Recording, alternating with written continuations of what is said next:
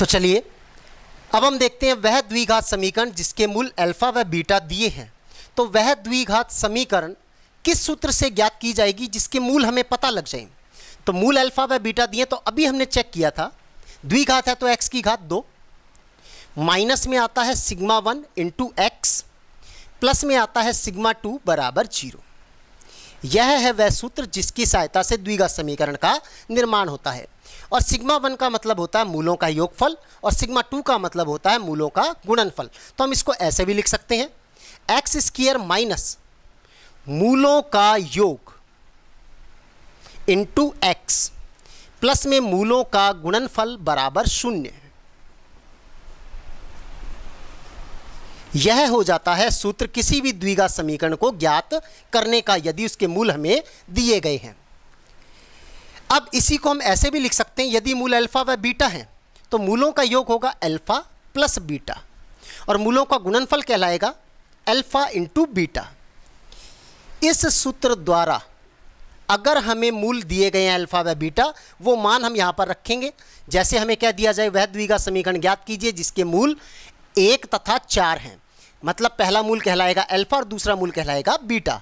तो समीकरण बनेगी, देखिएगा सूत्र लिखेंगे एक्स स्क्वायर माइनस मूलों का योग, मतलब इन दोनों को जोड़ लिया जाए अल्फा और बीटा को, तो 4 और 1 हो जाते हैं 5x, प्लस में मूलों का गुणनफल यानी इनका गुणा कर दिया जाए, 4 इंटू 1 बराबर 4।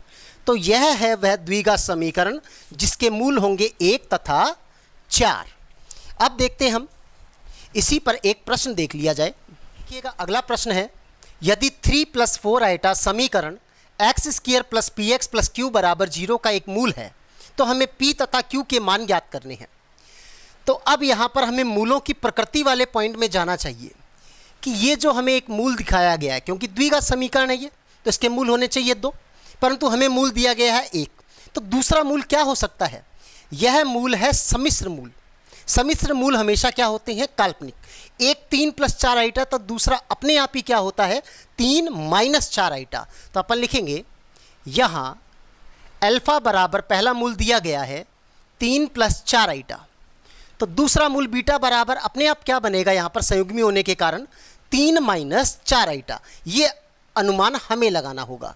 एक अपरिमेय मूल संयुग्मी होते हैं और दूसरे सम्मिश्र मूल संयुग्मी होते हैं। अगर एक अपरिमेय मूल दे दिया जाए जैसे 2 + √3 तो दूसरा अपने आप 2 - √3। एक हमें काल्पनिक मूल दे दिया जाए 2 आइटा तो दूसरा अपने आप -2 आइटा। अब हम ज्ञात करेंगे मूलों का योग, मतलब अल्फा प्लस बीटा, इनका योग करेंगे। तो 3 प्लस पहले 3 और 3 इनको जोड़ लेते हैं 6, प्लस 4 आइटा से -4 आइटा हो जाएंगे कैंसिल। तो मूलों का योगफल हो गया हमारे पास 6। अब बात करते हैं मूलों के गुणनफल की, अल्फा इंटू बीटा की, अर्थात 3 + 4 आइटा में गुणा करना है 3 - 4 आइटा का, यानी a + b गुणा a - b। यहाँ सूत्र लगाया जा सकता है a² - b²। तो अल्फा बीटा बराबर 3 का स्क्वायर मतलब a का स्क्वायर, माइनस में b मतलब द्वितीय पद है 4 आइटा, इसका वर्ग कर देना है। तो अल्फा बीटा बराबर हो जाता है 3 का वर्ग है 9 माइनस 4 का वर्ग हो गया 16 और आइटा का वर्ग लिखा जाएगा आइटा स्क्वायर। और चूंकि आइटा स्क्वायर का मान होता है -1, अब ये हम आइटा स्क्वायर का मान यहाँ रख देते हैं। तो 9 - 16 गुणा में आइटा स्क्वायर है तो आइटा स्क्वायर का मान रखा -1। तो अल्फा बीटा बराबर 9 माइनस माइनस हो जाएंगे यहाँ प्लस, 16 एकम हो जाता है 16, 16 और 9 हो गए 25। तो मूलों का गुणनफल मुझे प्राप्त हुआ 25। मूलों का योगफल आपने प्राप्त कर लिया और ये मूलों का गुणनफल आपने प्राप्त कर लिया। तो अब आप वो द्विघात समीकरण ज्ञात कर सकते हैं। तो द्विघात समीकरण होगी, द्विघात समीकरण के निर्माण का सूत्र है x² minus alpha plus beta into x, मतलब मूलों का योग इंटू एक्स, प्लस में मूलों का गुणनफल बराबर 0। अब जो मान हमने निकाला है वो मान हम यहाँ रख देते हैं। अल्फा प्लस बीटा का मान है 6, तो यहाँ 6 रखेंगे तो ये हो जाएगा -6x, प्लस में अल्फा बीटा का मान मुझे प्राप्त हुआ है 25, तो +25 बराबर 0। यह वह द्विघात समीकरण हो गई जिसके मूल 3 + 4 आइटा वह दूसरा मूल होगा 3 - 4 आइटा। अब आपको दी गई समीकरण क्या थी, ये वाली। उसने कहा कि ये वाली समीकरण है तो हम इसके साथ में तुलना कर लेते हैं इसकी, x² + px + q बराबर 0। प्रश्न के अनुसार जिसका मूल 3 + 4 आइटा है वह समीकरण यह है, और हमने ज्ञात किया कि जिसका मूल 3 + 4 आइटा है वो समीकरण ये होगी। अर्थात ये दोनों सेम समीकरण हैं। अब इनकी तुलना करो, x² सेम है, x सेम है, प्लस का p बराबर होगा फिर -6, प्लस का p बराबर हुआ -6, प्लस का q बराबर हुआ प्लस का 25। तो यहाँ पर तुलना करने पर हमने पाया p का मान होना चाहिए -6 और q का मान होना चाहिए 25, जो हमें स्पष्ट दिख रहा है डी ऑप्शन के अंदर है। तो हमारा यहाँ ऑप्शन हो जाएगा डी। द्विघात समीकरण पर अब आगे बढ़ने से पहले हमें पढ़नी पड़ेगी D my var theorem, D my var की प्रमेय, उसका भी प्रयोग द्विघात समीकरण के भीतर होगा। तो जरा देखते हैं D my var theorem, D my var प्रमेय क्या है। डी मायवर के अनुसार इन्होंने एक पद लिखा e की पावर आइटा थीटा, e की पावर आइटा थीटा, जिसको उन्होंने पढ़ा कि इसको लिखा जाए सिस थीटा के रूप में। c का मतलब होगा कॉस और कोणांक चलेगा थीटा, तो c को पढ़ा जाएगा कॉस थीटा। यहाँ i का अभिप्राय होगा प्लस आयोटा और s का अभिप्राय होगा साइन थीटा। तो इस पद को हम लिखेंगे c मतलब कॉस थीटा, i का मतलब प्लस आयोटा और s का मतलब sine theta. Cos theta plus iota sine theta, इसी को कहते हैं e की पावर आइटा थीटा। ये इनका पहला पद है डी मायवर प्रमेय को प्रारंभ करने का। अब इनकी प्रमेय क्या होती है? इनकी प्रमेय है, प्रमेय का पहला पॉइंट कि यदि देखिएगा, हम जानते हैं कॉस थीटा व साइन थीटा के मान -1 से +1 के मध्य होते हैं, मतलब ये संख्याएं हैं और मध्य में प्लस आ रहा है, तो यह एक सम्मिश्र संख्या है। तो जब 2 या 2 से अधिक सम्मिश्र संख्याओं का गुणनफल किया जाता है तो अंतिम राशि भी एक सम्मिश्र राशि ही प्राप्त होती है। तो इनका कथन था प्रमेय फर्स्ट, इनकी पहली प्रमेय, फर्स्ट प्रमेय, cos theta 1 plus iota sine theta 1, किसी सम्मिश्र संख्या में cos theta 2 plus iota sine theta 2 का गुणनफल, और ये गुणा चलता जाए n पदों तक, cos theta n plus iota sine theta n पदों तक का गुणनफल। पहली सम्मिश्र संख्या थीटा 2 वाली दूसरी सम्मिश्र संख्या, तो थीटा n वाली होगी nवीं सम्मिश्र संख्या। इन n सम्मिश्र संख्याओं में प्रत्येक में वास्तविक भाग में कॉस होना चाहिए और आइटा के साथ यानी काल्पनिक भाग में साइन होना चाहिए। तो इससे प्राप्त होने वाला जो सम्मिश्र संख्या होगी वह अकेली एक सम्मिश्र संख्या होगी, उसके भी वास्तविक भाग में कॉस होगा, काल्पनिक भाग मतलब आइटा के साथ साइन होगा, जैसा कि इसमें है, वास्तविक भाग में कॉस रहेगा, काल्पनिक भाग में साइन रहेगा। इन सबका गुणनफल, पहले इसका गुणा इससे करो फिर इसका गुणा अगले से करो, इतना करने की बजाय उन्होंने कहा कि सीधा इनके कोणांक जोड़ दिए जाएं और वो यहाँ लिख दो तो वो उसके बराबर आता है। जैसे इसका कोणांक है थीटा 1, अगले का कोणांक है थीटा 2, अगले का होगा थीटा 3 और अंतिम n में पद का गुणांक है थीटा n। तो इन सभी को यहाँ जोड़ कर लिख दिया जाए, यानी theta 1 plus theta 2 plus dash dash dash और अंतिम पद है थीटा n। इन सभी का योग कर दो यहाँ, तो डायरेक्ट ही हमारा आंसर प्राप्त हो जाता है, हमें गुणनफल करने की आवश्यकता नहीं रहती। तो यही कोणांक अब हमें साइन में लिखना है, theta 1 plus theta 2 plus dash dash dash theta n तक।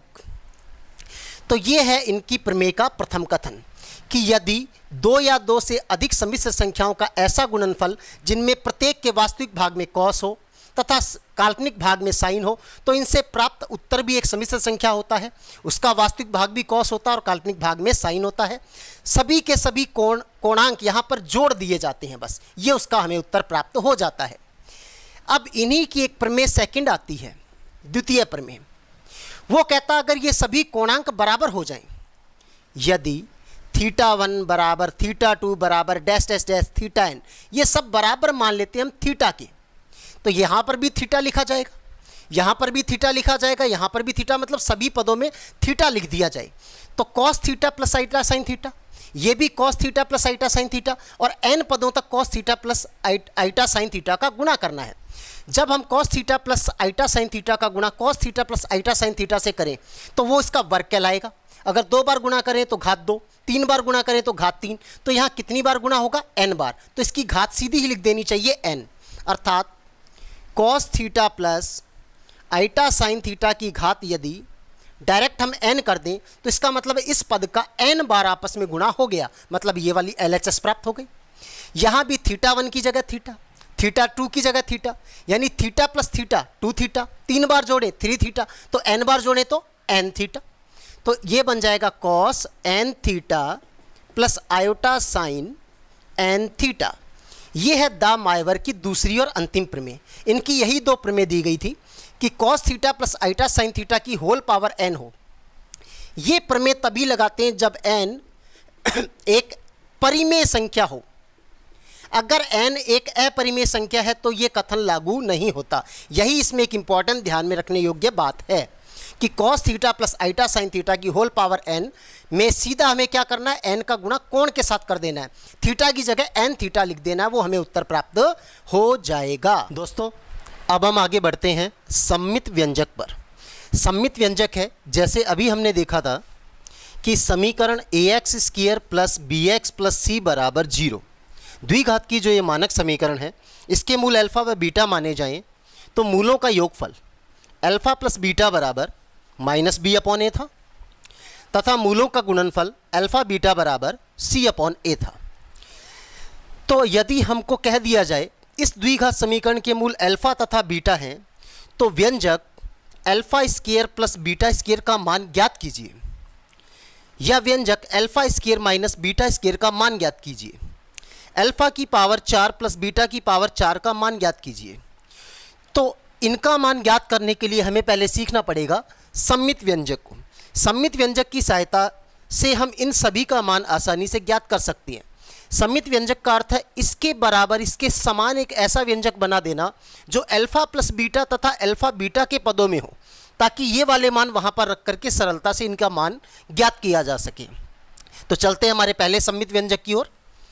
सबसे पहले हम alpha square plus beta square की बात करते हैं कि इनको अल्फा प्लस बीटा तथा अल्फा बीटा के पदों में व्यक्त करना ही सममित व्यंजक कहलाता है।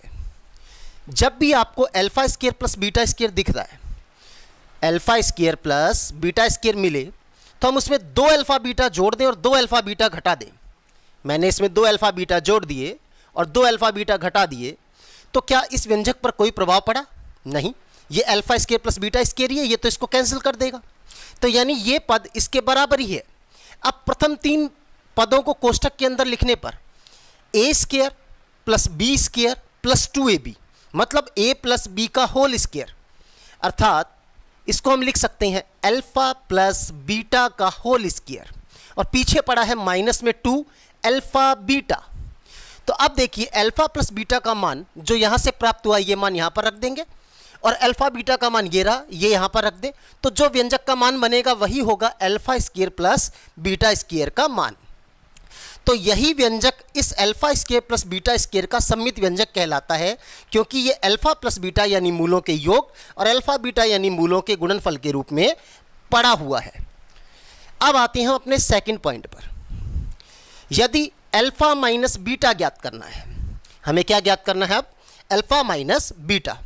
तो इसके लिए देखते हैं हम क्या करते हैं। अल्फा माइनस बीटा को मैं लिख सकता हूं रूट में अल्फा माइनस बीटा का होल स्क्वायर, रूट से स्क्वायर कैंसिल हो जाएगी, तो ये भी अल्फा माइनस बीटा ही है। अब इसको मैं बराबर में लिख सकता हूं, ये वर्ग खोलने पर बनता है alpha square plus beta square minus 2 alpha beta, ये लिख दिया जाएगा a माइनस बी का whole square, a square plus B square minus 2ab।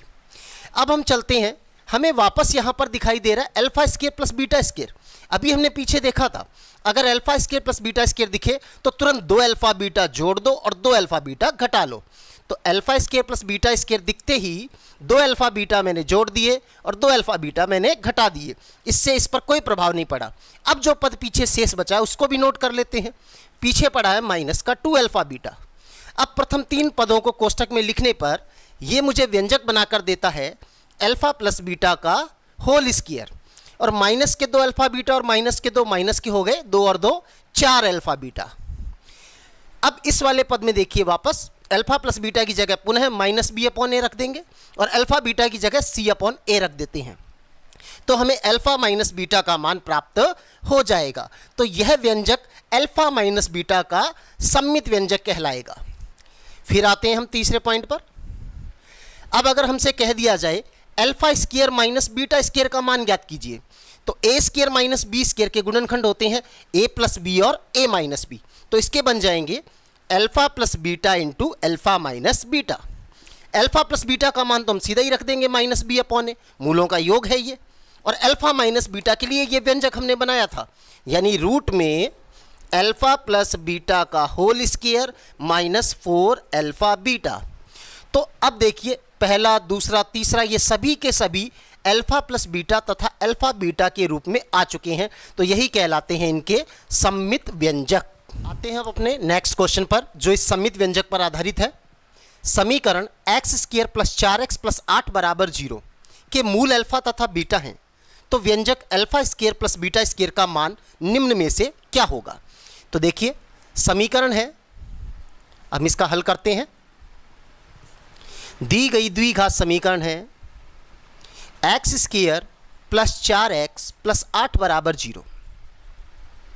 यहां a मतलब एक्स स्क्वायर का गुणांक 1, b मतलब x का गुणांक यानी 4, c अर्थात अचर पद यानी 8। इसके मूल अल्फा तथा बीटा है, तो मूलों का योग रहेगा अल्फा प्लस बीटा जो बराबर होता है माइनस बी अपॉन ए के। तो माइनस बी की वैल्यू 4 अपॉन ए की वैल्यू 1, तो ये इक्वल हो गया -4 के। अब मूलों का गुणनफल अल्फा बीटा बराबर होता है c अपॉन ए। c मतलब अचर पद है हमारा 8, अपॉन में a की वैल्यू है 1, तो 8 अपॉन 1 इज इक्वल्स टू 8। अब हमें ज्ञात करना है alpha square plus beta square का मान। तो हमने बताया था alpha square plus beta square दिखते ही हम एक काम करते हैं, 2 अल्फा बीटा जोड़ देते हैं और 2 अल्फा बीटा घटा लेते हैं। अब प्रथम 3 पदों को जैसे ही हम कोष्टक में लिखते हैं तो ये हमको बनाकर देता है अल्फा प्लस बीटा का होल स्क्वायर, पीछे है -2 अल्फा बीटा।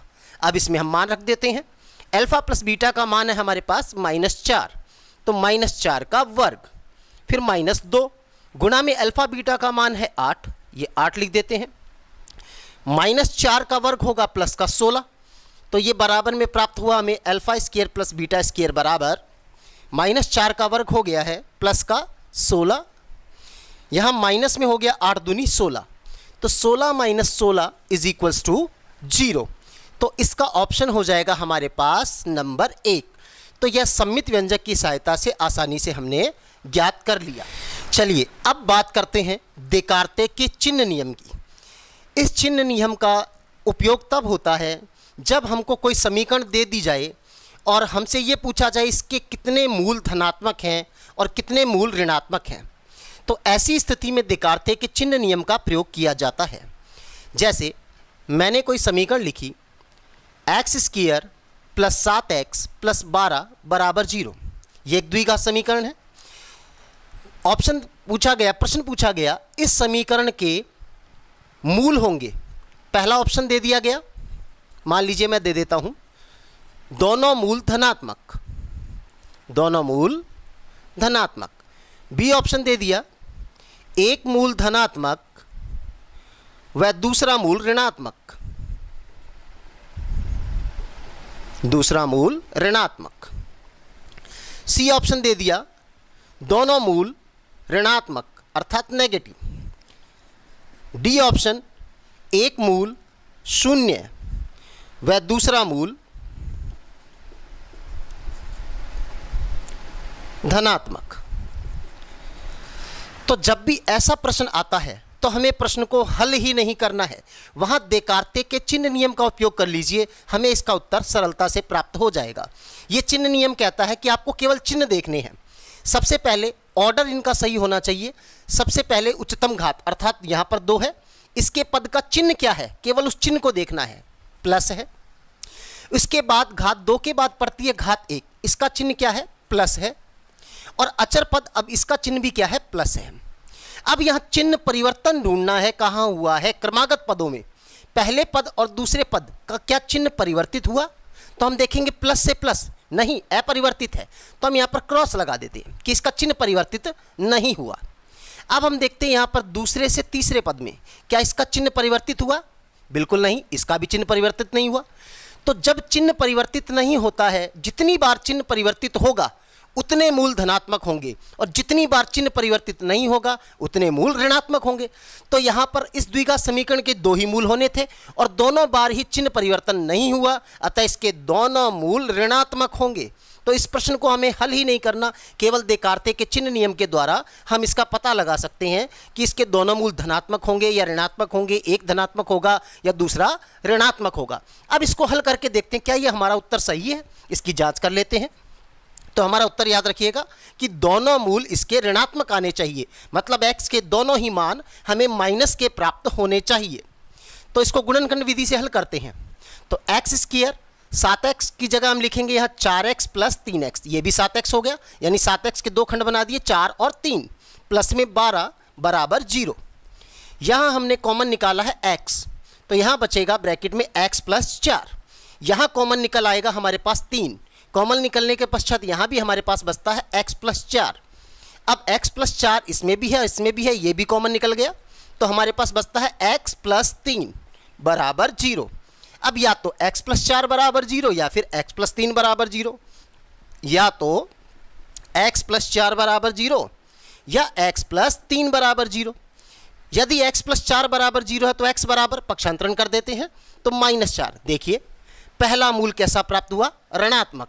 यहाँ से x बराबर देखिए क्या प्राप्त होता है, -3। ये भी कैसा प्राप्त हुआ, ऋणात्मक, अर्थात इस समीकरण के दोनों मूल ऋणात्मक हैं। अब देखिएगा मैं क्या करता हूँ, यहाँ मैंने माइनस कर दिया।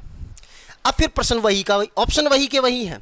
क्या दोनों मूल धनात्मक है, क्या दोनों मूल ऋणात्मक है, या एक धनात्मक है एक ऋणात्मक है, या एक शून्य है दूसरा धनात्मक है। तो देखिए केवल यहाँ पर चिन्ह माइनस हुआ है। तो अब हम बात करेंगे चिन्ह परिवर्तनों की संख्या की। क्या पहले पद से दूसरे पद पर जाते समय चिन्ह परिवर्तित हुआ, बिल्कुल हाँ जी, प्लस से माइनस चिन्ह परिवर्तित हो गया। क्या दूसरे पद से तीसरे पद पर जाते समय चिन्ह परिवर्तित हुआ, बिल्कुल यस, चिन्ह परिवर्तित हुआ क्योंकि माइनस से प्लस हो गया। तो इस बार 2 बार चिन्ह परिवर्तित हुआ, अर्थात इसके दोनों मूल इस बार प्लस के होने चाहिए। तो अब इसको हम हल करते हैं, तो -7 के टुकड़े क्या बनाते हैं, -4 और -3 हो गए माइनस के साथ। तो यहाँ पर जब x कॉमन निकलेगा तो माइनस का 4 बचेगा। यहाँ हम -3 कॉमन निकालते हैं तो प्लस माइनस यहाँ माइनस आ जाएगा। अब x -4 दोनों में कॉमन आ रहा है और बाहर बचता है x -3। अब या तो x -4 बराबर 0 या x -3 बराबर 0। यहाँ से x बराबर उधर ले जाएंगे तो प्लस का 4, यहाँ से x बराबर उधर ले जाएंगे तो प्लस का 3। तो देखिएगा दोनों मूल धनात्मक प्राप्त हुए। अर्थात केवल चिन्हों के द्वारा देकार्ते ने बिना हल किए बता दिया, बिना मूल निकाले बताया कि इस समीकरण के कितने मूल धनात्मक होंगे और कितने मूल इसमें ऋणात्मक होंगे। उम्मीद है कि आपको ये समझ आ गया होगा। हम समीकरण ax square plus bx plus c बराबर 0 में यदि, पहला पॉइंट देखिए, यदि c बराबर 0 हो जाता है तो क्या होगा, c बराबर 0 हो तो जैसे ही आप इसमें c को 0 करेंगे तो व्यंजक बचेगा ax स्क्वायर प्लस bx बराबर में 0। तो अब यहाँ से x कॉमन निकाला, अंदर बचता है ax प्लस b बराबर 0। अब देखिए ये 2 गुणनखंड हो गए, पहला तो x बराबर 0, दूसरा रहेगा ax प्लस b बराबर 0। पर ये निश्चित हो गया कि जब c खत्म होगा तो x तो कॉमन निकलेगा ही निकलेगा और x बराबर में 0 आएगा, अर्थात इसका एक मूल निश्चित रूप से क्या होगा, शून्य होगा। यानी समीकरण ax square plus bx plus c बराबर 0 में यदि अचर पद शून्य हो जाता है, यानी c बराबर 0 हो जाए, तो निश्चित रूप से एक मूल शून्य होगा। एक मूल क्या होगा, शून्य होगा। दूसरी बात करें, अब यदि हम यहां पर b का मान 0 कर दें, यानी इस समीकरण में यदि b बराबर 0 हो जाए, b 0 हो गया तो हमारे पास बचेगा ax स्क्वायर प्लस c बराबर 0। ax स्क्वायर प्लस c बराबर 0। मूल का मतलब x के मान ज्ञात करना, तो हम क्या करते हैं यहाँ पर ax स्क्वायर बराबर -c, तो x स्क्वायर बराबर -c अपॉन a। अब x बराबर जैसे ही हम इसका वर्गमूल लेंगे तो प्लस माइनस दोनों चिन्ह और साथ में आएगा रूट -c अपॉन a। तो देखिएगा ये जो मान है ये तो निश्चित हो गया, मान लीजिए इसका उत्तर 5 हो गया, तो +5 और -5, यानी x के दो मान बने, एक तो प्लस का 5 या -5। मान लीजिए इस व्यंजक का मान 2 आइटा है, तो x बराबर या तो प्लस का 2 आइटा या फिर माइनस का 2 आइटा। तो कहने का मतलब है दोनों मूलों के परिमाण तो समान है, परिमाण मतलब इनका आंकिक मान तो समान है, परंतु इनके चिन्ह क्या होते हैं, विपरीत होते हैं। तो b बराबर 0 हो तो दोनों मूलों के परिमाण समान होंगे, तो दोनों मूलों के परिमाण समान होंगे, परंतु चिन्ह विपरीत होते हैं, परंतु चिन्ह विपरीत होंगे। अब थर्ड पॉइंट पर आते हैं, और एक चीज आपको और बताना चाहेंगे यहाँ, जब b बराबर 0 हो गया तो देखिए क्या इस समीकरण में एक घात का पद रहा नहीं, x की घात केवल 2 दिखाई दे रही है, एक घात तो विलुप्त हो गई। ऐसी समीकरण को शुद्ध द्विघात समीकरण, ऐसी समीकरण को शुद्ध द्विघात समीकरण कहते हैं। यदि b बराबर 0 नहीं होता, यानी ax square plus bx plus c बराबर 0, इस समीकरण को संयुक्त द्विघात समीकरण, संयुक्त द्विघात समीकरण या मिश्रित द्विघात समीकरण भी कहा जाता है। तो आपसे यह पूछा जाए शुद्ध द्विघात समीकरण का रूप बताइए, तो आपको क्या करना है, उसमें केवल द्विघात का पद होना चाहिए, एक घात का पद हटा दीजिए, अर्थात b का मान उसमें 0 कर दीजिए। तो शुद्ध द्विघात समीकरण बनाने के लिए b बराबर 0 रखते ही जो व्यंजक बचता है ax स्क्वायर प्लस c, उसको जैसे ही हम 0 के बराबर रखते हैं तो यह कहलाती हमारी शुद्ध द्विघात समीकरण। और यदि b का मान 0 नहीं है तो ax square plus bx plus c बराबर 0, यह कहलाती है संयुक्त द्विघात समीकरण या मिश्रित द्विघात समीकरण। जैसे कहीं लिखा है x स्क्वायर प्लस 4 बराबर 0, यह द्विघात समीकरण का कौन सा रूप है, इसमें देखिए एक घात का पद नहीं है, तो यह है शुद्ध द्विघात समीकरण। यदि x square plus 2x plus 5 बराबर 0, यह कौन सी द्विघात समीकरण हो गई जी, ये हो गई हमारी संयुक्त द्विघात समीकरण या मिश्रित द्विघात समीकरण, और ये द्विघात के मानक रूप हैं।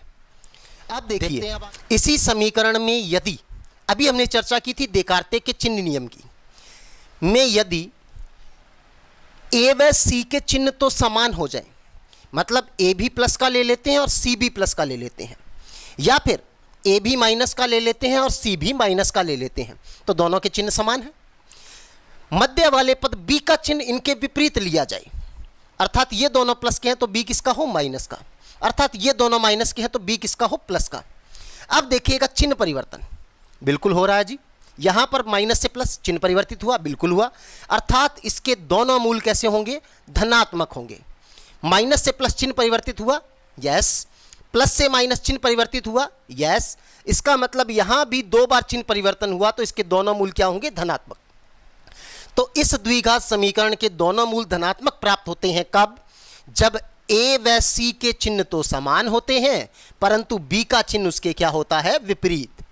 अर्थात इस समीकरण में यदि a व c समान चिन्ह के हों, a व c कैसे होने चाहिए, समान चिन्ह के हों, परंतु b विपरीत चिन्ह का हो, b विपरीत चिन्ह का हो, तो समीकरण के दोनों मूल धनात्मक होते हैं, तो समीकरण के दोनों मूल धनात्मक होते हैं। तो यहीं से अब अपन सोचेंगे कि दोनों मूल ऋणात्मक कब होते हैं, ऋणात्मक तब होंगे जब चिन्ह परिवर्तन नहीं होगा, मतलब तीनों ही प्लस के हो जाएं तो चिन्ह परिवर्तन नहीं हुआ, तो धनात्मक मूलों की संख्या 0 तो ऋणात्मक मूलों की संख्या हो गई 2, या फिर तीनों ही किसके हो जाएं, माइनस के, तो इस बार भी चिन्ह परिवर्तन दोनों बार ही नहीं हुआ, तो इसका मतलब धनात्मक मूलों की संख्या तो 2, तो ऋणात्मक मूलों की संख्या हो जाएगी 2।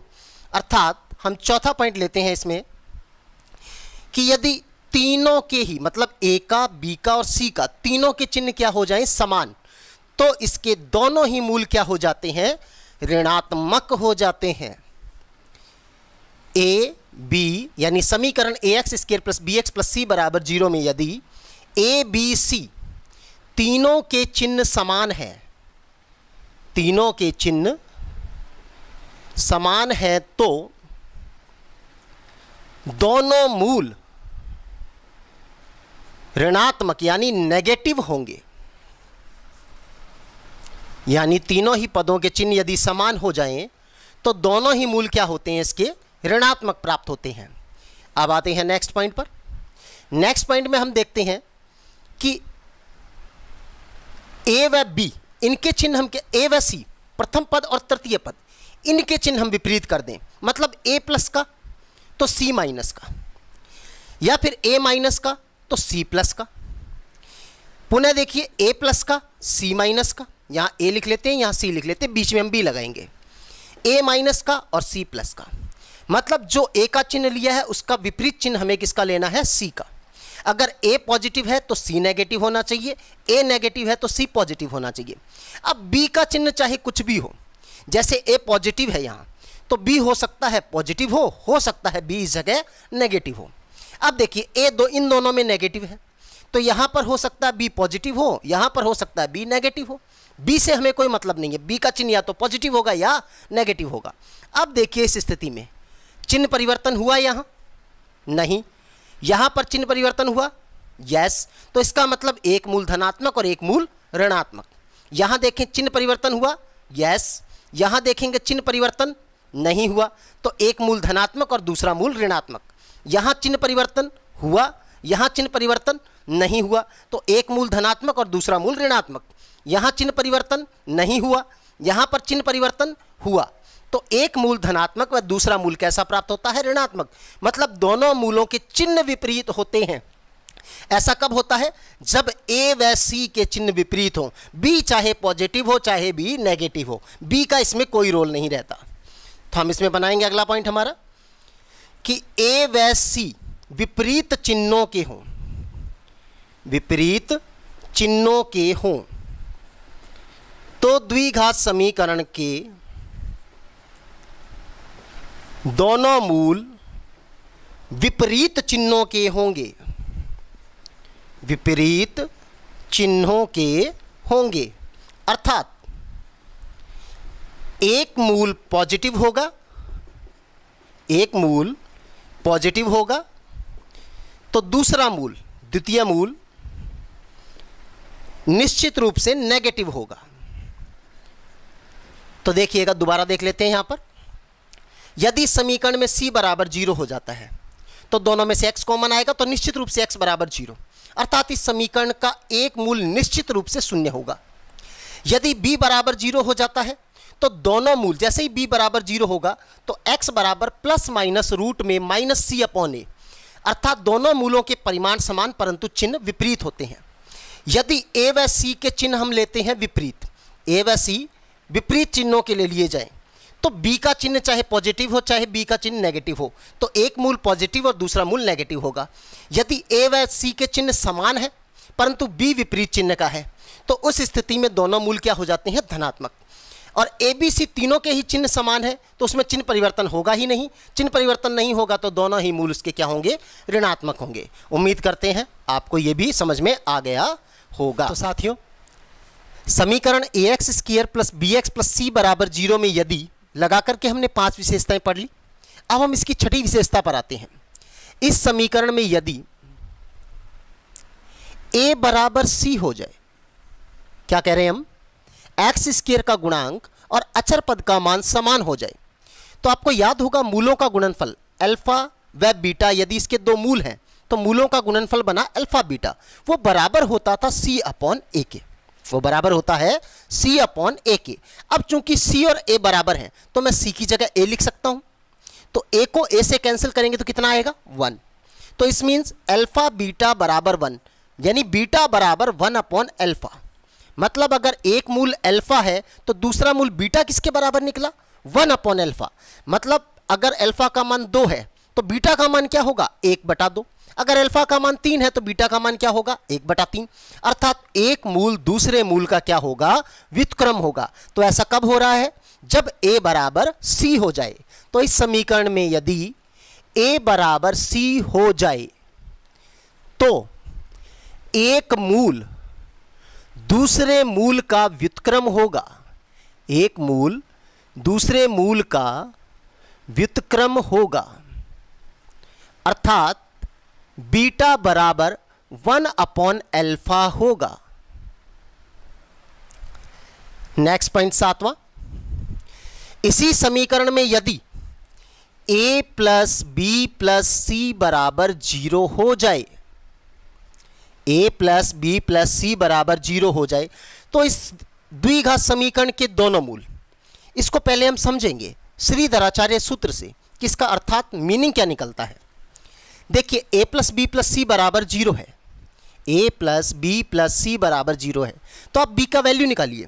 b बराबर हो जाएगा माइनस का a और माइनस का c, अर्थात b बराबर बनेगा माइनस का a प्लस सी। अब हम श्रीधराचार्य सूत्र से इसके मूल निकालें तो x बराबर फॉर्मूला होता है minus B plus minus root में B square minus 4ac upon 2a। यहाँ ये b का मान पुट करिए तो b माइनस में ही है तो माइनस माइनस यहाँ प्लस में हो जाएगा, a plus C plus minus root में b का स्क्वायर, मतलब इसका स्क्वायर करेंगे तो ये माइनस भी किसका हो जाएगा, प्लस का, मतलब प्लस में आ जाएगा a प्लस सी का होल स्क्वायर। पीछे पड़ा है हमारे पास माइनस का 4ac, अपॉन में है मेरे पास 2a। तो x बराबर a plus C plus minus root में, इसको खोलें, a square plus C square plus 2ac, minus में है हमारे पास 4ac, अपॉन में चल रहा है 2a। अब देखिए प्लस 2ac और माइनस 4ac कितना बचेगा, माइनस का 2ac। तो हम देखते हैं x बराबर a plus C plus minus root में a square plus C square plus 2ac और माइनस 4ac हो जाते हैं माइनस के 2ac, अपॉन में चल रहा है हमारे पास 2a। तो ये व्यंजक बना हमारे पास में। अब देखेंगे x बराबर a plus C plus minus root में, यहाँ वापस सूत्र बन गया a square plus C square minus 2ac, अर्थात a माइनस सी का होल स्क्वायर, अपॉन में चल रहा है 2a। अब रूट से ये स्क्वायर हो जाएगी कैंसिल, तो हमारे पास बचेगा x बराबर a plus C plus minus bracket में a minus C upon 2a। अब एक बार हम पॉजिटिव चिन्ह लेते हैं तो x बराबर a प्लस सी, पॉजिटिव लेने का मतलब अंदर के चिन्ह यही रहेंगे, तो प्लस का a माइनस का c अपॉन में 2a। यहाँ हम नेगेटिव चिन्ह लेते हैं तो x बराबर a प्लस सी, और नेगेटिव चिन्ह लेने पर अंदर के चिन्ह चेंज हो जाते हैं, अर्थात माइनस का a और प्लस का हो जाएगा c।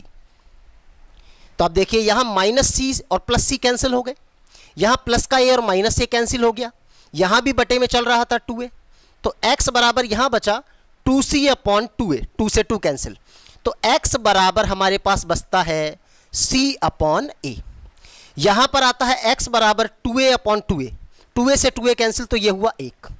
अर्थात हमने देखा यदि a plus B plus C बराबर 0 हो जाए तो उस समीकरण के अगर मूल पूछे जाएं तो आपको प्रश्न को हल नहीं करना है, आपको सीधा ही उसका उत्तर लिखना है। पहला मूल तो होगा 1 और दूसरा मूल होगा c अपॉन a। तो इसी को अपन पॉइंट बनाकर यहाँ लिख लेते हैं अब कि यदि किसी द्विघात समीकरण ax square plus bx plus C बराबर 0 में यदि a plus B plus C बराबर 0 हो जाता है तो एक मूल 1 होगा, ये मूल होगा अल्फा इज इक्वल्स टू 1, तथा दूसरा मूल c अपॉन a होगा, c अर्थात अचर पद बटे में एक्स स्क्वायर का गुणांक। अब देखिए जरा इस पर हम एक प्रश्न देख लेते हैं।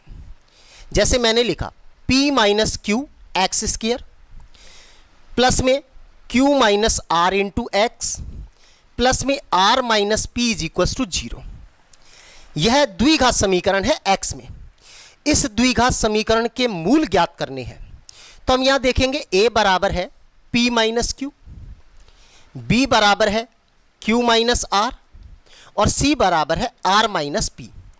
अब अगर हम a प्लस बी प्लस सी कर देखें, तीनों को जोड़ कर देखें, यानी p माइनस क्यू उसमें जोड़ा जाए q माइनस आर, उसमें जोड़ा जाए आर माइनस पी। तो देखिए plus R minus R cancel, plus Q minus Q cancel, plus का पी माइनस का पी कैंसिल, अर्थात A plus B plus C बराबर 0 आ रहा है। जब a plus B plus C बराबर 0 आ रहा है तो निश्चित रूप से अब इसका प्रथम मूल अल्फा बराबर होगा 1 व दूसरा मूल बीटा बराबर होगा c अपॉन a। अब c की वैल्यू देखिए क्या है यहां पर, r minus P, upon a की वैल्यू देखिए क्या है यहां पर, p माइनस क्यू। तो ये इस द्विघात समीकरण के दोनों मूल होंगे। तो यह एक आसान, बिना प्रश्न को हल किए एक आसान ट्रिक है कि यदि a plus B plus C बराबर 0 प्राप्त हो जाता है तो उस द्विघात समीकरण का प्रथम मूल होगा 1 और दूसरा मूल होगा उसका c अपॉन a। उम्मीद है आपको यह भी समझ में आ गया होगा। चलिए दोस्तों, अब देखते हैं एक विगत एयरफोर्स की परीक्षा में आया हुआ प्रश्न है कि द्विघात समीकरण ax square plus bx plus C, इस द्विघातीय व्यंजक का वक्र कैसा होता है। इसका वक्र कैसा होता है हम सभी को मालूम है, परवलयाकार। परंतु देखते हैं जरा इसको एक समीकरण द्वारा कि किस प्रकार से इसका वक्र बनता है और उसकी सहायता से हम क्या क्या चीजें और ज्ञात कर सकते हैं। यानी व्यंजक ax square plus bx plus C का ग्राफीय निरूपण,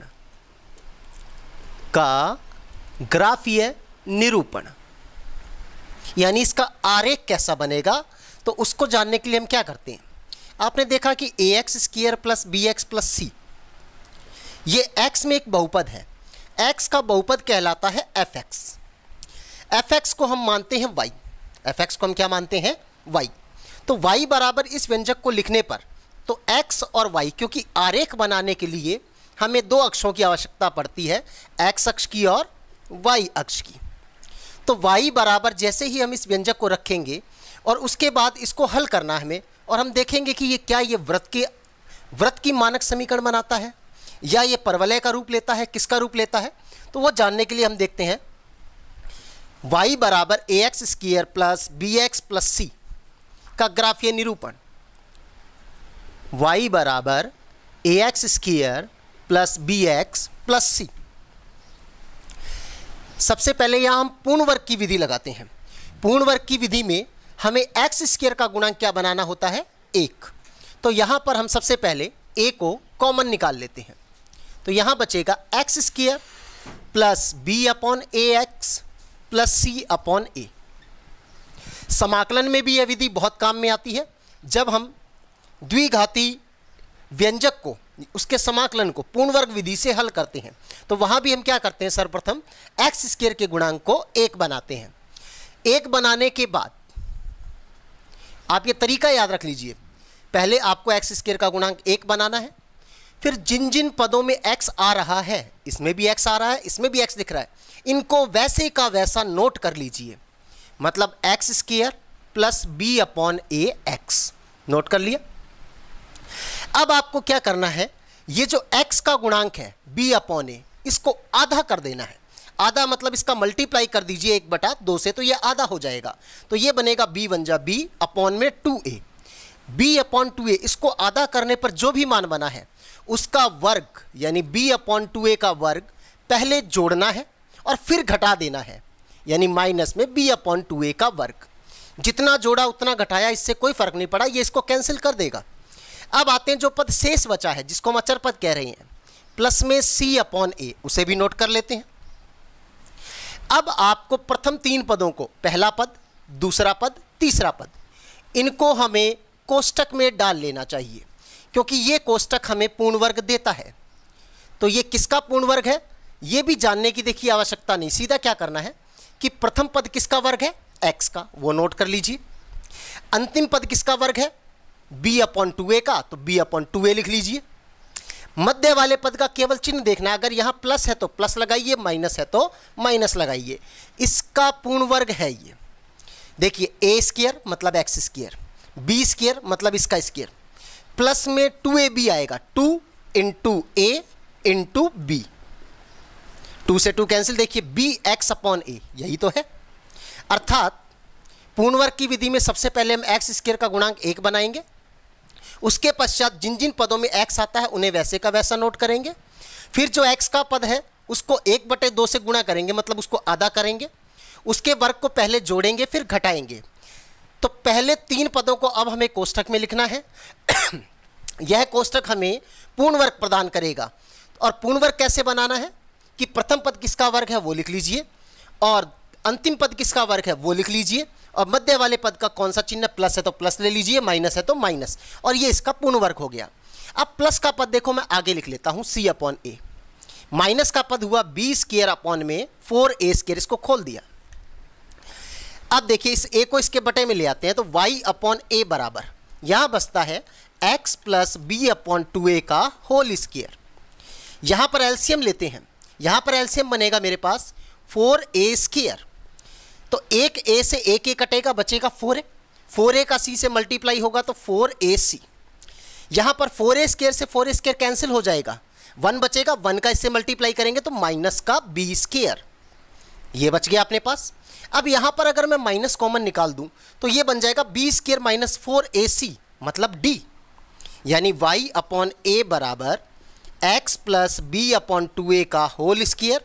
यहां मैंने माइनस कॉमन निकाला तो ये पद बन जाएगा b² - 4ac, अपॉन में चल रहा है 4a², इसको हम क्या पढ़ते हैं d, तो इसको d लिख लेते हैं, यानी विविक्त कर यानी विवेचक।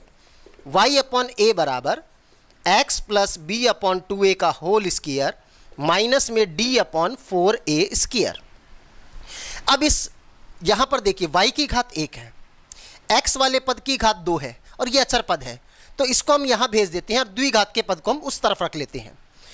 तो हमारे पास क्या बनता है वो देखते हैं, y/a और प्लस में चला गया d/4a² बराबर में बचता है x + b/2a का होल स्क्वायर।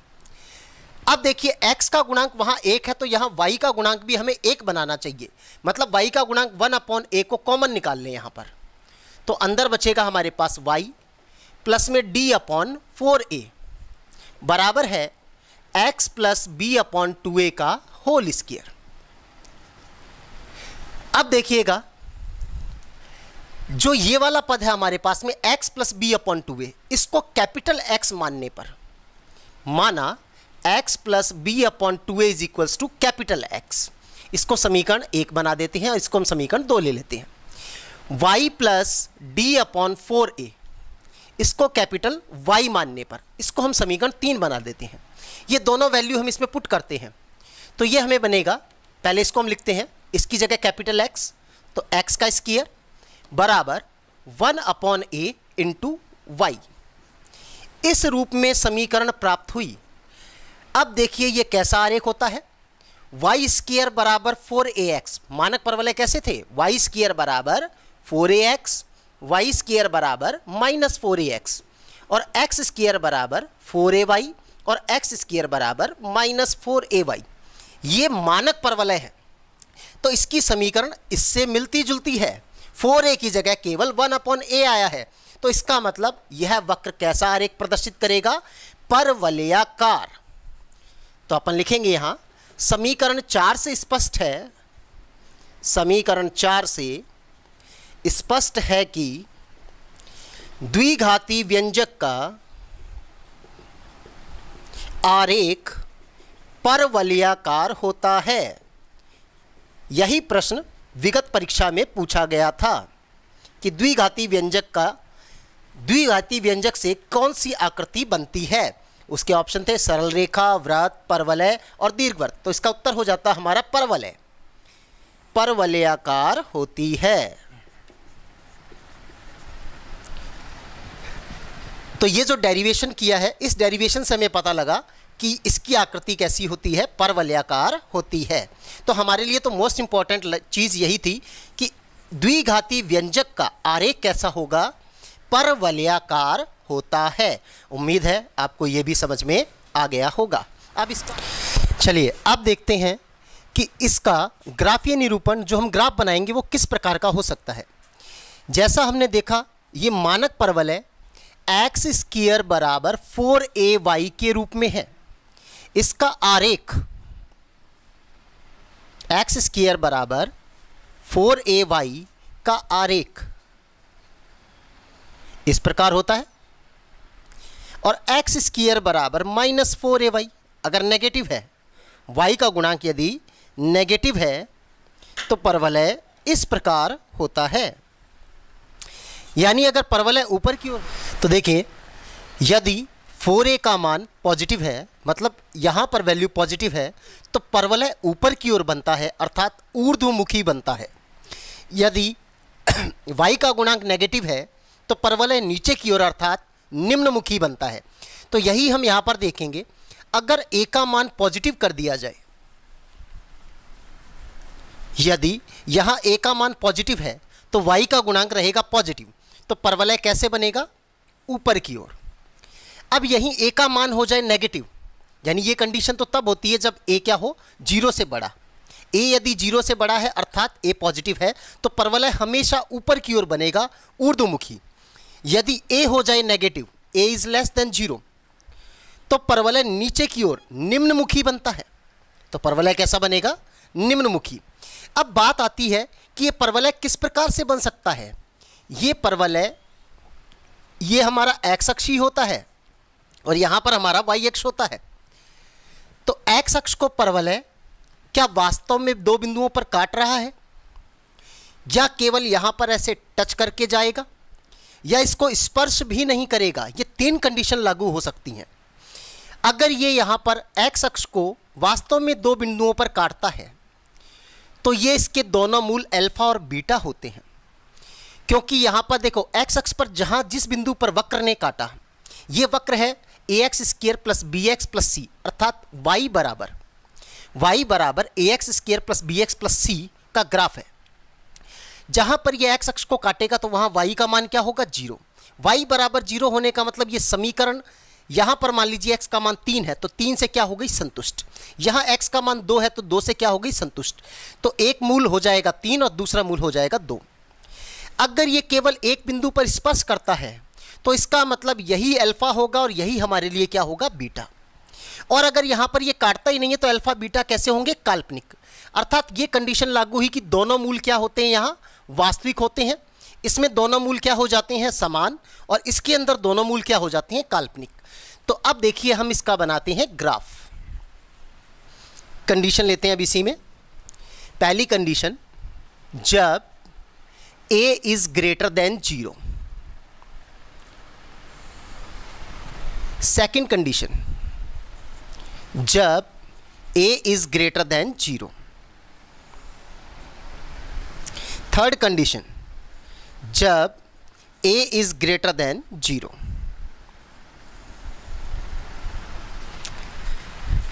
तीन कंडीशन बन जाएगी यहां। इसके अंदर हम लेंगे, मैंने वक्र बना दिया इस तरीके से इसको काटते हुए। एक्स अक्ष है ये, एक्स ओ एक्स डैश। तो देखिएगा a इज ग्रेटर देन 0 तथा इस वक्र ने एक्स अक्ष को दो वास्तविक बिंदुओं पर काटा, वास्तव में काटा, तो यही इसके दो वास्तविक मूल हो गए। दोनों ने अलग अलग जगह काटा तो दोनों मूल भिन्न हैं।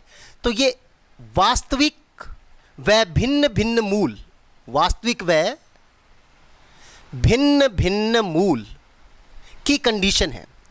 दोनों मूल वास्तविक तथा भिन्न भिन्न तब होते हैं जब d यानी b² - 4ac का मान क्या होता है? 0 से बड़ा।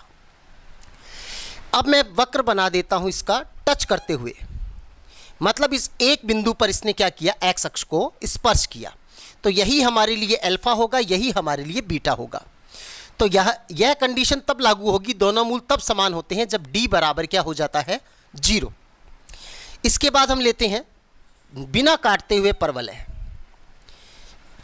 तो ये बिना काटा, इसने काटा नहीं है एक्स अक्ष को, इसका मतलब इसके दोनों मूल वास्तविक नहीं है, अर्थात दोनों मूल कैसे हैं? काल्पनिक। दोनों काल्पनिक मूल। काल्पनिक मूल तब होंगे जब d इज लेस देन 0, जब d हमारा 0 से छोटा है। अब देखिए फिर से बनाते हैं। फिर पहली कंडीशन लेते हैं, जब a इज लेस देन 0 तथा d इज ग्रेटर देन 0। इसका मतलब है परवलय a इज लेस देन 0 मतलब नेगेटिव। जब a का मान ऋणात्मक है तो परवलय नीचे की ओर बनेगा। नीचे की ओर खुलेगा, तथा d इज ग्रेटर देन 0, मतलब दोनों मूल वास्तविक तथा भिन्न भिन्न होंगे, मतलब इस x अक्ष को दो भिन्न भिन्न बिंदुओं पर काटेगा, यानी इस प्रकार से एक बिंदु हो जाएगा अल्फा और दूसरा मूल हो जाएगा बीटा। सेकंड केस, जब a इज लेस देन 0 तथा d इज इक्वल्स टू 0, इसका मतलब है कि परवलय x अक्ष को केवल एक बिंदु पर स्पर्श करे तो इसके दो मूल ना होकर एक ही मूल प्राप्त होगा और वो दोनों मूल क्या कहलाएंगे, समान। यानी इस प्रकार से हमने इसका ग्राफ बना लिया। यही बिंदु अल्फा हो जाएगा, यही बिंदु बीटा हो जाएगा। फिर उसके बाद थर्ड केस, जब a इज लेस देन 0 तथा d is also less than 0, तो ये हमारा XOX डैश अक्ष, XOX डैश अक्ष, XOX डैश अक्ष। अब इस स्थिति में मूल होंगे काल्पनिक। काल्पनिक का मतलब वो x अक्ष को काटना नहीं चाहिए वास्तव में, तो वो कैसे रह जाएगा, नीचे की ओर u। ये वाली कंडीशन लागू हो जाती है। तो ये है हमारा व्यंजक y बराबर ax square plus bx plus c बराबर 0 का ग्राफ के निरूपण। तो इसमें हमने ये जाना, अगर परवलय दो वास्तव में x अक्ष को भिन्न भिन्न बिंदुओं पर काटता है तो इसके दो वास्तविक तथा भिन्न भिन्न मूल होते हैं। केवल एक ही बिंदु पर स्पर्श करता है तो इसके दो मूल ना होकर के एक मूल, अर्थात दोनों मूल क्या होते हैं, समान। और अगर काटता ही नहीं है तो आप केवल कल्पना कीजिए कि इसके मूल वास्तविक होंगे, क्योंकि मूल तो इसके कैसे हो गए अब, काल्पनिक, क्योंकि इसने वास्तव में इसको नहीं काटा। तो ये कंडीशन लागू हो गई हमारी यहाँ पर। ये था व्यंजक y बराबर ax square plus bx plus c का ग्राफीय निरूपण। उम्मीद है आपको ये समझ आ गया होगा। आगे बढ़ते हैं। तो साथियों अब चलते हैं दो द्विघात समीकरणों a1x square plus b1x plus c1 बराबर 0 तथा a2x square plus b2x plus c2 बराबर 0 का एक मूल उभयनिष्ठ होने का प्रतिबंध। मूल उभयनिष्ठ होने से अभिप्राय है, मान लीजिए इसको हल करने पर इसके उत्तर आते हैं 2 और 3, x बराबर 2 और 3, तो ये 2 और 3 इसके मूल हो गए। इसको हल करने पर x के मान प्राप्त होते हैं 2 और 4। तो हम देखते हैं यहाँ पर 2 इसमें भी है और 2 इसमें भी है, तो दोनों का एक मूल उभयनिष्ठ हो गया और वह उभयनिष्ठ मूल यहाँ पर बना 2। तो यह मूल उभयनिष्ठ होने का क्या प्रतिबंध होगा? तो इसके लिए देखिए हम क्या करते हैं, पहले हम मानेंगे कि माना इन दोनों समीकरणों का उभयनिष्ठ मूल कौन है, अल्फा है। जैसे मान लीजिए इसका मूल था 2 और 3, इसके मूल थे 2 और 4, तो ये अगर अल्फा है तो ये भी कौन हुआ, अल्फा। तो ये तो हो जाएगा बीटा 1 और ये हो जाएगा बीटा 2, क्योंकि ये भिन्न भिन्न है। जो समान मूल है, जो उभयनिष्ठ मूल है, उसको हमने नाम दे दिया है अल्फा। तो अब देखिए हम क्या करते हैं, जो समीकरण का मूल होता है वह उस समीकरण को क्या करता है, संतुष्ट। अगर मैं मानूं कि अल्फा इसका भी मूल है और अल्फा इसका भी मूल है, अर्थात अल्फा उभयनिष्ठ मूल है, तो अल्फा इस समीकरण को भी संतुष्ट करेगा और अल्फा इस समीकरण को भी क्या करेगा, संतुष्ट करेगा। चलिए संतुष्ट कराते हैं। तो हम मान लेते हैं पहले, माना अल्फा दोनों द्विघात समीकरणों का उभयनिष्ठ मूल है, दोनों द्विघात समीकरण का उभयनिष्ठ मूल है। तो यहां पर हम इसको अल्फा से संतुष्ट कराएंगे, तो ये बनेगा a1 अल्फा स्क्वायर। संतुष्ट कैसे कराते हैं, बस x की जगह हमें अल्फा पुट कर देना है। तो a1 x की जगह लिख दिया alpha, alpha square plus b1 alpha plus c1 बराबर 0, समीकरण नंबर 1 बना दी। दूसरी समीकरण पे आते हैं, इसका भी मूल क्या है, अल्फा है, तो इसमें भी x की जगह हमें क्या पुट करना है, अल्फा पुट कर देना है। तो ये बन जाएगी a2x square plus a2 alpha square plus b2 alpha plus c2 is equal to 0, समीकरण नंबर 2। अब देखिए अल्फा से हमने दोनों समीकरण को संतुष्ट कराया, इसका मतलब अल्फा उभयनिष्ठ मूल है। जब अपने पास में 3 पदों में 2 समीकरणें हो तो हमें क्या करना चाहिए, अगर यहाँ पर अल्फा स्क्वायर है, यहाँ भी अल्फा स्क्वायर है, यहाँ भी अल्फा है, यहाँ भी अल्फा है, ये अचर पद है, ये भी अचर पद है, तो दोनों समीकरणों को वज्र गुणन विधि से हल कर लेना चाहिए। तो यहाँ पर हम वज्र गुणन विधि लगाते हैं। वज्र गुणन विधि क्या कहती है, इन दोनों पदों में क्या आ रहा है, पहले अल्फा स्क्वायर, तो आप लिख लेंगे अल्फा स्क्वायर बटा बराबर, दूसरे पद में दोनों में क्या आ रहा है, अल्फा, तो अल्फा बटा, तीसरा पद कांस्टेंट है, यहाँ कुछ भी नहीं है, तो गुणा में 1, तो 1 कॉमन आ जाएगा यहाँ, तो यहां पर लिख लेंगे 1/। अब देखिए अल्फा स्क्वायर के नीचे क्या आएगा, तो आपको अल्फा स्क्वायर वाले पद को छुपा लेना है। इसके आगे क्या पड़ रहा है, b1 b2, और उसके आगे क्या पड़ रहा है, c1 c2, केवल गुणांक लेने हैं। अब अल्फा की बात करें, अल्फा के नीचे क्या आएगा, तो आप अल्फा वाले पद को छुपा लो। पहले ये नहीं लिखना, अल्फा के आगे नंबर किसका पड़ेगा, जो आगे आ रहा है वो है C1 C2, फिर इसके बाद क्या आ रहा है पीछे अपने पास A1 A2। अब एक मतलब ये वाला पद छुपाना है। अब इसके बाद घूमकर वापस पहले कौन पड़ेगा, A1 A2, तो A1 A2 और यहां से आ जाएगा मेरे पास B1 B2। तो मैंने ऐसे क्यों किया, क्योंकि अगर हम ये तरीका अपनाते हैं जिसमें देखिए इसकी अंतिम पंक्ति इसकी प्रथम पंक्ति एक समान दिख रही है, इसकी अंतिम पंक्ति इसकी प्रथम पंक्ति एक समान दिख रही है, तो इसका मतलब है कि अब आपको केवल मल्टीप्लाई इसी तरफ करना है, इसमें गुणा हमें केवल इसी तरफ करना है, पहले इसी को लिखना है। तो हम इसको लिखेंगे अल्फा स्क्वायर बटा बराबर अल्फा बटा बराबर 1 अपॉन, तो देखिए alpha square upon B1 C2 पहले लिखा जाएगा, यहां पर C1 A2 पहले लिखा जाएगा, यहां पर A1 B2 पहले लिखा जाएगा। अब हम फॉर्मूले का माइनस लगा देते हैं और इनका गुणनफल घटा देते हैं, तो ये बन जाएगा मेरे पास B2 C1, यहां बन जाएगा मेरे पास C2 A1, यहां मेरे पास बन जाएगा A2 B1। अब देखिएगा, तो अब अगर मैं पहले और अंतिम संबंध को दूसरे और अंतिम संबंध को बराबर में रखता हूं, इन दोनों को बराबर रखे तो ये उठकर कहां चला जाएगा, ऊपर, तो यहां से अल्फा का मान प्राप्त कर लूंगा। तो अपन लिखते हैं दूसरे व तीसरे संबंध से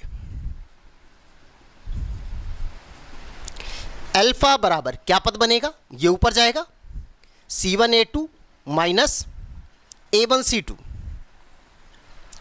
उसके बाद बटे में मेरे पास है A1 B2 minus B1 A2, इसको बना देते हैं हम समीकरण नंबर 3।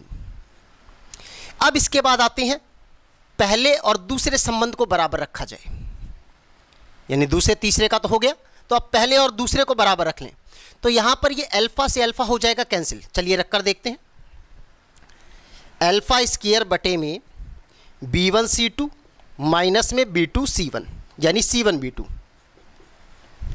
बराबर है alpha upon C1 A2 minus A1 C2। अब देखिए इस अल्फा से ये एक अल्फा कट जाएगा तो यहाँ बचेगा 1। अब ये वाला पद उठकर उसके ऊपर चला जाएगा तो अल्फा की वैल्यू बन जाएगी इसके बटे में ये वाला पद चल रहा है, तो यहाँ बनेगा, इसको चलिए हम आगे ही लिख लेते हैं यहाँ। तो ये है पहले व दूसरे संबंध से, पहले व दूसरे संबंध से जो अल्फा का मान है वो प्राप्त किया हमने। तो यहां पर देखिएगा अल्फा बराबर B1 C2 minus C1 B2 चला जाएगा ऊपर, अल्फा बराबर B1 C2 minus C1 B2 upon में C1 A2 minus A1 C2, C1 A2 minus A1 C2, इसको बना लेते हैं समीकरण नंबर 4। तो देखिए समीकरण 3 में भी अल्फा का मान है, समीकरण 4 में भी अल्फा का मान है, ये भी अल्फा है ये भी अल्फा है, तो अल्फा अल्फा के क्या रहता है, बराबर। तो समीकरण 3 बराबर हो गई समीकरण 4 के। अब इन दोनों समीकरणों को बराबर में रख लेते हैं, समीकरण 3 बराबर समीकरण 4। तो यहां से आएगा C1 A2 minus A1 C2 upon A1 B2 minus B1 A2 बराबर हुआ B1 C2 minus C1 B2 upon C1 A2 minus A1 C2। अब इसका क्रॉस मल्टीप्लाई कर देते हैं, तो देखिए क्या बनता है, इसका गुना इससे करेंगे तो A1 B2 minus B1 A2 के गुणा में आ जाएगा B1 C2 minus C1 B2 बराबर में ये भी C1 A2 ये भी C1 A2 minus minus A1 C2 तो इनका गुणा करने पर इसकी क्या बन जाएगी, होल स्क्वायर। तो ये बराबर हुआ C1 A2 minus A1 C2 का होल स्क्वायर। यही है वो आवश्यक प्रतिबंध जिससे दो द्विघात समीकरणों का एक मूल हो जाता है उभयनिष्ठ। अब इसको याद रखने का तरीका क्या है, क्योंकि इतना बड़ा व्यंजक तो वहां हमें निकालना नहीं है, तो याद रखने का सिंपल तरीका क्या हो सकता है कि इतना बड़ा व्यंजक हमें याद हो जाए। तो जरा गौर से देखिए यहाँ क्या आ रहा है, ए बी बी ए, फिर बी सी सी बी, फिर सी ए सी, मतलब ए के बाद बी आता है तो ए बी बन गया, फिर बी के बाद सी आता है तो बी सी, फिर सी के बाद चक्रीय क्रम में पुनः ए आता है तो सी ए। मतलब आप लिख लीजिए याद रखने के लिए ए बी, तो इसका उल्टा कर दीजिए आगे B A bracket close, A B से स्टार्ट करना उसका उल्टा आगे लिख देना है, ए बी के बाद आएगा बी सी चक्रीय क्रम में, तो उसका उल्टा कर दीजिए सी बी, फिर यहाँ पर लिख लीजिए ए बी बी सी, उसके बाद में सी ए, तो सी ए यहाँ हो जाएगा ए सी। यहाँ दो पद है तो यहाँ पर इसकी क्या कर देंगे स्क्वायर, क्योंकि वहाँ एक पद है। अब यहाँ पर लगाना 1 2 1 2 1 2 1 2 1 2 1 2, मध्य में माइनस माइनस माइनस, और ये व्यंजक हमारा तैयार हो गया। अब उम्मीद है कि आपको ये समझ में आ गया होगा। तो अब देखिए हमारा अगला टॉपिक, दो द्विघात समीकरणों, समीकरण वही है a1x square plus b1x plus c1 बराबर 0 व a2x square plus b2x plus c2 बराबर 0 के दोनों मूल उभयनिष्ठ होने का प्रतिबंध। अभी तो हमने देखा था एक मूल उभयनिष्ठ होने का प्रतिबंध, वो क्या था दोबारा से देख लीजिए। अगर एक मूल उभयनिष्ठ होना है तो पहले क्या लिखना है ए बी, फिर इसका उल्टा बी ए, ए बी के बाद बारी बी सी, तो इसका उल्टा सी बी, बराबर में ए बी बी सी, तो सी ए चक्रीय क्रम में सी ए, फिर ए सी, बीच में लगाना है माइनस। यहाँ दो पदों का गुणा है तो यहाँ एक ही पद है तो उसका क्या कर दो स्क्वायर, ताकि इधर भी दो पद हो जाए उधर भी दो पद हो जाए। और लगाना क्या है 1 2 1 2 1 2 1 2 1 2 1 2, इस तरीके से हमें ये याद रह जाएगा। पर अब हम आते हैं, ये तो था एक मूल उभयनिष्ठ होने का प्रतिबंध, अब हम आते हैं इसके दोनों मूल उभयनिष्ठ होने का प्रतिबंध ज्ञात करने पर। तो देखिए पहली द्विघात समीकरण, प्रथम द्विघात समीकरण दी गई है a1x square plus b1x plus c1 बराबर 0, समीकरण एक। दूसरी है द्वितीय द्विघात समीकरण a2x square plus b2x plus c2 is equals to 0, समीकरण नंबर 2। ये दोनों द्विघात समीकरण अब हमें ज्ञात करना इसके दोनों मूल उभयनिष्ठ होने का प्रतिबंध। तो मान लीजिए इसका मूल अल्फा है व दूसरा मूल इसका बीटा है, तो दोनों ही मूल कॉमन है तो इसका भी मूल क्या होना चाहिए अल्फा और इसका भी दूसरा मूल क्या होना चाहिए बीटा। पहली समीकरण के लिए, समीकरण एक के लिए मूलों का योगफल यानी अल्फा प्लस बीटा मूलों का योग निकाला जाए तो वो बनेगा माइनस b1 अपॉन a1। यहां हम बनाते हैं समीकरण 2 के लिए, मूलों का योगफल, इसके भी मूल अल्फा व बीटा है तो मूलों का योगफल होगा अल्फा प्लस बीटा, परंतु बराबर माइनस b2 अपॉन a2। फिर समीकरण 1 के लिए यहां आते हैं, मूलों का गुणनफल अल्फा बीटा बराबर होगा c1 अपॉन a1। समीकरण 2 के लिए मूलों का गुणनफल वो भी अल्फा बीटा होगा, वो बनेगा c2 अपॉन a2। अब इसको हम बनाते हैं समीकरण 3 4, इसको बनाते हैं 5 6, ये भी अल्फा प्लस बीटा है ये भी अल्फा प्लस बीटा है तो ये मान बराबर है, तो ये वाले पद भी आपस में क्या होंगे बराबर, अर्थात समीकरण 3 बराबर होगी समीकरण नंबर 5 के। इसको बराबर रखते हैं, माइनस b1 अपॉन a1 बराबर होगा माइनस का b2 अपॉन a2, माइनस से माइनस कैंसिल। अब हम इस a1 को उधर ले जाते हैं ऊपर और b2 आ जाएगा यहाँ नीचे, तो ये हमें दे देगा a1 ऊपर जाएगा तो बनेगा a1 अपॉन a2, ये b2 इसके नीचे आ जाएगा तो बन जाएगा b1 अपॉन b2। इसको बना देते हैं समीकरण नंबर 7। अब देखते हैं 4 और 6 को, समीकरण 4 का भी LHS है अल्फा बीटा, समीकरण 6 का भी LHS है अल्फा बीटा, यानी ये भी अल्फा बीटा है ये भी अल्फा बीटा, अर्थात दोनों समान है, तो c1 अपॉन a1 भी समान होगा किसके c2 अपॉन a2 के। तो समीकरण नंबर 4 बराबर होगी समीकरण नंबर 6 के, तो यहाँ आएगा c1 अपॉन a1 बराबर चलेगा c2 अपॉन a2 के।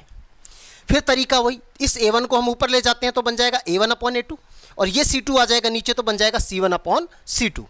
तो यहाँ से निष्कर्ष निकलेगा a1 ऊपर गया तो a1 अपॉन a2 बराबर, ये c2 नीचे आ गया तो यहाँ बना देगा c1 अपॉन c2, समीकरण नंबर 8। अब समीकरण 7 और 8 की LHS देखिए, ये भी a1 अपॉन a2 ये भी a1 अपॉन a2, मतलब ये दोनों बराबर हैं। अब ये बराबर है इसके, ये बराबर है इसके, तो इसका मतलब ये पक्ष भी क्या हुए बराबर, यानी ये 2/3 है तो ये भी 2/3 होगा, और ये 2/3 है तो ये भी 2/3 होगा क्योंकि बराबर है, इसलिए ये पद बराबर हुआ इसके और ये पद बराबर हुआ इसके। तो लास्ट कंक्लूजन निकलेगा समीकरण 7 बराबर हुई समीकरण 8 के, इसलिए a1 अपॉन a2 बराबर b1 अपॉन b2 बराबर c1 अपॉन c2।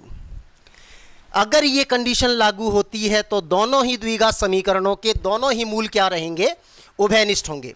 यानी a1/a2 बराबर b1/b2 बराबर हो जाए c1/c2, इसके बटे में ये मतलब एक्स स्क्वायर का गुणांक बटे एक्स स्क्वायर का गुणांक बराबर आवे b1/b2 मतलब एक्स का गुणांक बटे एक्स का गुणांक बराबर आवे c1/c2 अर्थात अचर पद बटे में अचर पद। जब ये कंडीशन फॉलो होती है तो उस समीकरण के दोनों ही मूल उभयनिष्ठ होते हैं। तो आज के लिए बस इतना ही, आगे मिलते हैं नेक्स्ट वीडियो में।